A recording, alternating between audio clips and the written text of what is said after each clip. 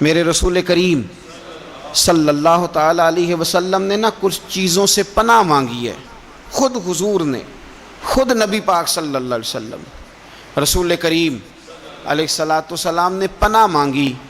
حضور فرمانے لگے اے اللہ مجھے کنجوسی سے، بخیلی سے پناہ عطا فرما، اور حضور نے باقاعدہ پناہ مانگی ہے کہ اے اللہ مجھے ارذل العمر ہونے سے پناہ میں رکھ، جب عمر اتنی زیادہ ہو جائے کہ وجود کے حصے کام کرنا چھوڑ جائیں، اس سے پناہ مانگی۔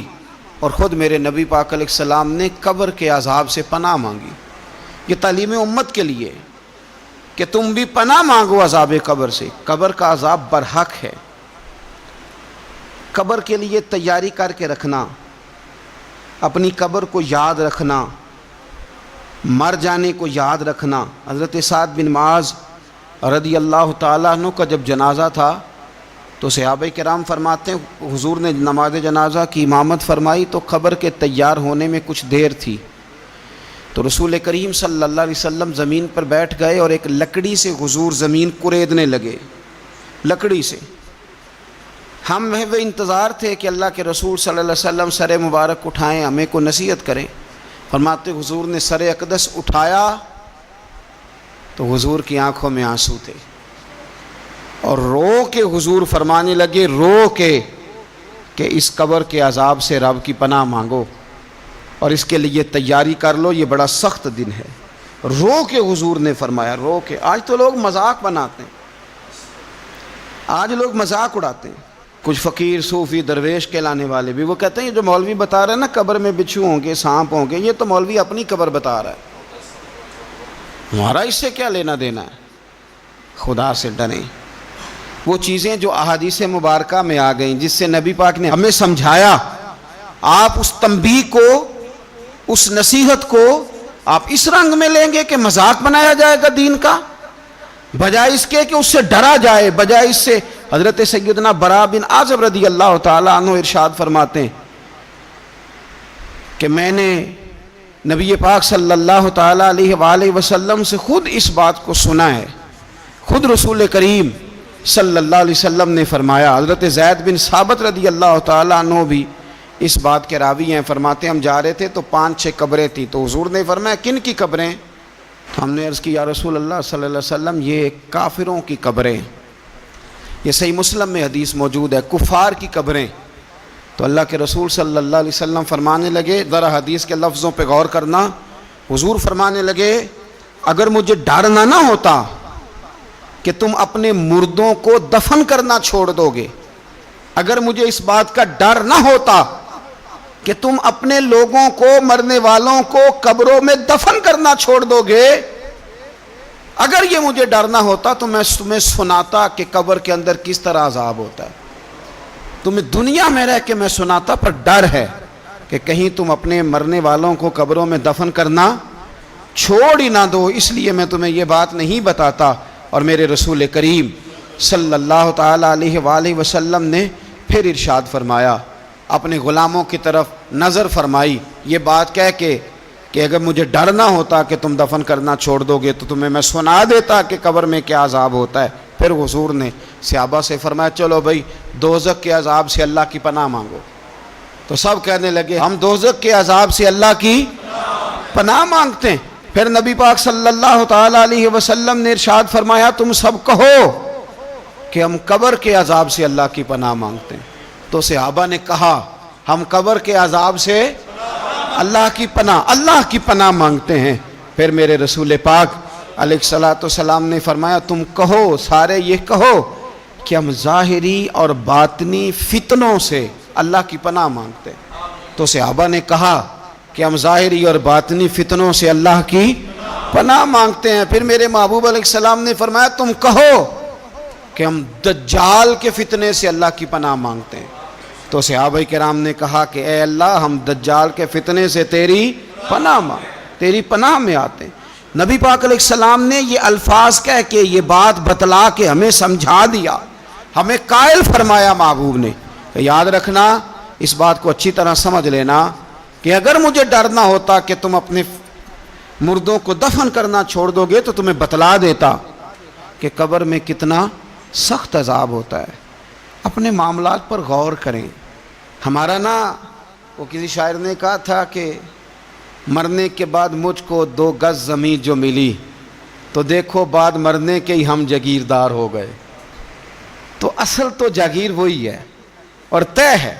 جتنا مرضی اے سی لگا کے کمرہ ٹھنڈا کر لیں, ٹائل پتھر لگا کے اس کو آپ صاف ستھرا کر لیں, اور آپ اٹھنے کی بھی تکلیف نہ کریں, ریموٹ کنٹرول کے ساتھ ہر چیز اپنے کمرے کی آپ کنٹرول کر لیں, پورا ہوادار کر لیں, لیکن آپ بچیں گے تب نہ جب قبر جنت کے باغوں میں سے باغ بنے گی.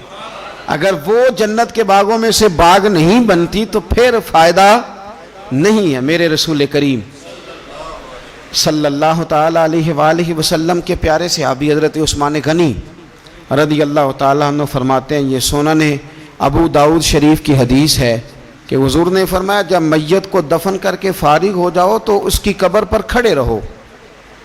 خود حضور بھی قبر پر کھڑے رہتے دفن کرنے کے بعد, اور فرماتے اس کے ثابت قدم رہنے کی دعا کرو, اس لیے کہ اب اس سے سوال و جواب ہوں گے, اب فرشتے اس کی قبر میں آئیں گے, اب اس سے پوچھیں گے, اب اس کے ساتھ وہ امتحان ہوگا, تو اس کے لیے دعا کرو, قبر پہ کھڑے ہو کے دعا مانگو.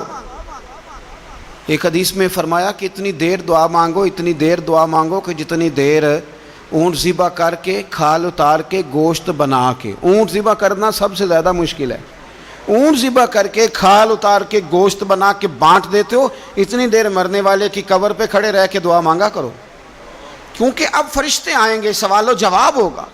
تو عذاب قبر, مصنف عبد الرزاق میں حدیث ہے کہ ایک بندے کو صرف 1 کوڑا مارا گیا تھا قبر میں, 1 کوڑا, 1 درہ, تو اس کی ساری قبر میں آگ بھڑک اٹھی تھی. تو پوچھتا ہے کہ یہ 1 کوڑا مجھے کیوں مارا گیا؟ تو انہوں نے کہا ایک وجہ تو یہ تھی کہ تو پاکی پلیدی کا خیال نہیں کرتا تھا, اور دوسری وجہ یہ تھی کہ ایک دفعہ ایک مظلوم نے تجھ سے کہا تھا میری مدد کر, اور تو مدد کرنے پہ قادر تھا, تیرے اندر ہمت تھی, پر تو اس کی مدد کے لیے تیار نہیں ہوا. وہ ہمارا مشہور فکر ہے نا کہ سانو کی لگے, پرائی لڑائی پرائی آگ نو اسی گھر کیوں لے آئیے. تو وہ جو ہمارا خاص معاملہ ہے نا کہ کسی کی مدد نہیں کرنی, وہ ہمیں خراب کرتی ہے, وہ ہمیں خراب کرتی ہے, ہمارے حالات بگڑ جاتے ہیں. ہم مدد کرنے پہ قادر ہوتے ہیں پر کسی مظلوم کی مدد, 1 کوڑا لگا تو پوری قبر میں آگ بھڑک اٹھی. عذاب قبر سے اللہ کی پناہ مانگی جائے, ڈرا جائے, اور آخرت کے لیے قبر کے لیے تیار. قرآن مجید نے کہا وَإِذَا الْقُبُورُ بُعْثِرَتْ, جب قبریں کریدی جائیں گی نا تو عَلِمَتْ نَفْسٌ مَا قَدَّمَتْ وَأَخَّرَتْ, پھر ہر جان لے گی کہ اس نے آگے کیا بھیجا اور پیچھے کیا چھوڑا. میرے عزیز, اپنی قبر کے لیے, اپنی آخرت کے لیے فکر کریں, تیاری کریں. مولا رومی ایک بڑی خوبصورت مثال دیتے ہیں اور بڑے شاندار انداز میں بات سمجھاتے ہیں. وہ کہتے ہیں مصر کے اندر نا ایک رواج تھا کہ وہ سال کے آخر میں, سمجھ لیں ذی الحج کے آخری دن, یا جس طرح آج کل لوگ جنوری فروری سے کام چلاتے ہیں, تو وہ دسمبر کی آخری تاریخ کو نا پچھلے بادشاہ کو معطل کر دیتے تھے, اور 1 تاریخ کو وہ جا کے دریا کے کنارے کھڑے ہوتے تھے, تو کشتی آتی تھی, جو پہلا آدمی اترتا تھا اسے بادشاہ بنا لیتے تھے. پورا سال اس کی بات مانتے, اور سال کے آخر میں جا کے پھر اس کو جنگل میں, جہاں جنگل میں درندے تھے, جھاڑیاں تھیں, خوفناک جگہ تھی, وہاں جا کے چھوڑ آتے تھے, درندے اسے پھاڑ ڈالتے. تو ایک سال ایک دانشمند آدمی اترا, وہ تو اس کو انہوں نے کہا کہ بھئی تو ہمارا بادشاہ ہے. انہوں نے کہا یہ کیا بات ہوئی؟ تو بادشاہ ہوں تو کیا مطلب؟ انہوں نے کہا جی ہمارا اصول ہے, پورا سال تیری بات مانیں گے, سال کے بعد جنگل میں چھوڑ آئیں گے. کہنے لگا سال تو بات مانو گے نا؟ نے کہا ہاں.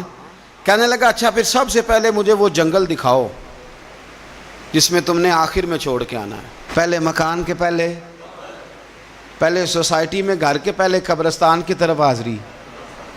قرآن پاک کی جو ترتیب ہے نا موت و حیات کی, پتہ کس طرح؟ الذی خلق الموت والحیات, وہ رب جس نے موت اور زندگی پیدا کی. قرآن زندگی کا ذکر بعد میں کرتا ہے, موت کا ذکر ہے. تو مولا رومی کہتے ہیں وہ آدمی کہنے لگا پہلے دکھاؤ نا کہاں سال کے بعد لے کے جاؤ گے. تو انہوں نے جا کے وہ جگہ دکھائی, اس جنگل میں سال کے بعد ہم نے آپ کو لے کے آ کے چھوڑنا ہے. تو کہنے لگا ختم ہو گئی بات, اسی جنگل میں چھوڑو گے نا, کوئی اور تو نہیں. کہا جی اسی میں چھوڑیں گے. کہنے لگا بالکل ٹھیک ہے. پہلا حکم تخت پہ بیٹھ سے اس نے یہ کیا کہ جنگل کے اندر جتنی خاردار جھاڑیاں ساری کاٹ دو. اس جنگل میں جہاں آخر میں جانا ہے وہ ساری جھاڑیاں کاٹ دیں. پھر کہنے لگا جتنے درندے ہیں نا جہاں وہ سارے مار دو. درندے مار دیے. کہنے لگا اب ہل چلاؤ, کیاریاں بناؤ, پھول لگاؤ, گلاب لگاؤ, چنبیلی لگاؤ, کرو اس کے اندر خوشبوئیں. وہ سارا سال وہ باغ کی تیاری کرتا رہا. سال کے بعد انہوں نے چارپائی پہ باندھا. جب اس باغ میں لے کے جا رہے تھے تو پرانے بادشاہ کہتے تھے نہیں میں نے نہیں جانا, چھوڑ دو, اتار دو, معاف کر دو. یہ پتہ کیا کہہ رہا تھا؟ کہہ رہا تھا عجلونی, ذرا جلدی کرو, ذرا جلدی کرو, جلدی کرو, مجھے لے جاؤ قبر میں اور جلدی سے مجھے وہاں چھوڑ کے آؤ جنگل میں.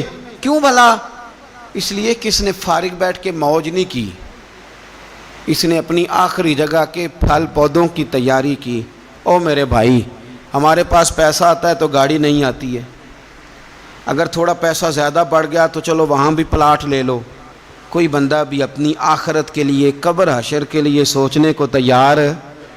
جتنے مکان آپ نے بنانے ہیں نا, بچوں نے بعد میں لڑنا ہے, انہوں نے کہنا کارنے والا ابا مجھے کہہ گیا تھا کارنر والا تیرا ہے, نے کہا تھا مجھے, ابا جی مجھے کہہ گئے تھے کہ تم پہلے بڑا ہو گیا تھا, تو کمائی کرنے لگ گیا تھا, لہذا یہ سارا تیرا ہی ہے. وہ سب کو کوئی نہ کوئی بات ابا کان میں کہہ ہی جاتا ہے, سب نے اپنے حصے کی کوئی نہ کوئی بات یاد کی ہوتی. ابا نے کہاں جانا ہے؟ جہاں حالت بڑی خراب ہے, جہاں حالات بڑے پیچیدہ ہیں. مہربانی فرمائیں, وہ جو تیاری ہے نا آخرت کی, یہاں رہ کے قبر کی تیاری کریں, یہاں رہ کے وہاں کے کیڑے مکوڑے ماریں, پھر وہاں جانے میں کوئی پریشانی نہیں ہوگی. پھر تو بندہ بھاگ کے جائے گا, بندہ بھاگ کے جائے گا.